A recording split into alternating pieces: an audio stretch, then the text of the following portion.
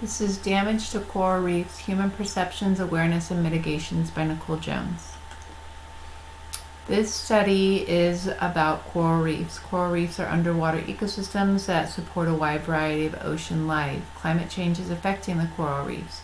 Changes in weather patterns are creating larger storms with more pollutant runoff and sedimentation exposure for coral, causing coral bleaching.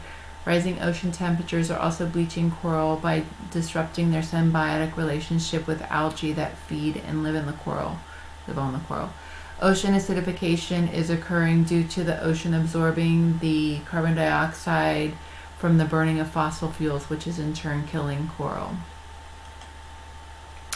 The purpose of this study is to serve to evaluate the level of personal belief and awareness individuals have of their own actions that affect the coral reef and climate change, determine the popular and less popular green actions people would be willing to incorporate into their lives, determine which popular green actions can be emphasized, as well as identify less popular actions that need more focused promotion into the mainstream to make it easier for people to understand their importance and integrate them into their lives.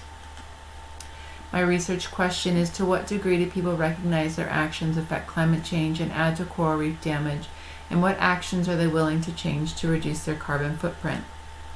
Initially, I expected that most people would recognize that their actions have a direct impact on the climate, which in turn also affects the ocean and coral beds. In addition, I expected that most people will recognize the actions that they do affect the climate. And finally, it is expected that most people will be willing to do green behaviors that are easiest for them physically and financially. For example, recycling is easy, it's right there, it's more mainstream, it's provided by cities, so it's easier to do, so people are more willing to do it. Other things like installing solar panel requires money and time, less likely for people to do it because it requires more effort on their part. So those were kind of what I was expected. The easy and available practices would be the most widely accepted green practices, is what I expected. My survey questions: where do you rate your beliefs on coral reef death and damage? That coral reef death and damage is related to climate change on a scale of 1 to 5. How do you think that your actions contribute to global warming and the damage of coral reefs? If you believe your actions do not contribute to coral reef damage, to what do you attribute to the death of coral reefs? And what actions are you inclined to take to make a difference in reversing climate change and coral reef damage? My results. There was 10 out of people responded to the survey, which is a response rate of 83.33%. Most people believe that coral reef death is related to climate change. There was a wide variety of variability between what people were willing to do, but analysis of the responses showed that the top 5 green actions people indicated they'd be willing to do are recycle, start composting, follow the frog, which is buy products that support protecting the environment, buy more recyclable products, bike or walk to work. No men and only 3 of 7 women surveyed indicated that they were inclined to support women's access to family planning services. No men and only 4 of 7 women would donate to foundations that supported education of girls.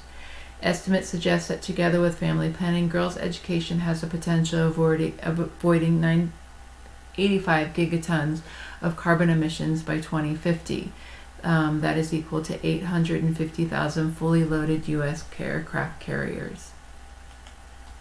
The least supported options were switching to a plant-based diet, switching to working remotely, donating to foundations that support education of girls, supporting women's access to family planning, support silvopastures, change paper mailings, install solar panels, and 1 person added purchasing sustainable cleaning products.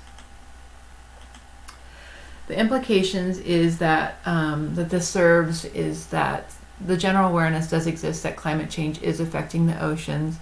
It also showed that the green actions that people feel most inclined to use are also those who do not support or feel fit their lifestyle belief system.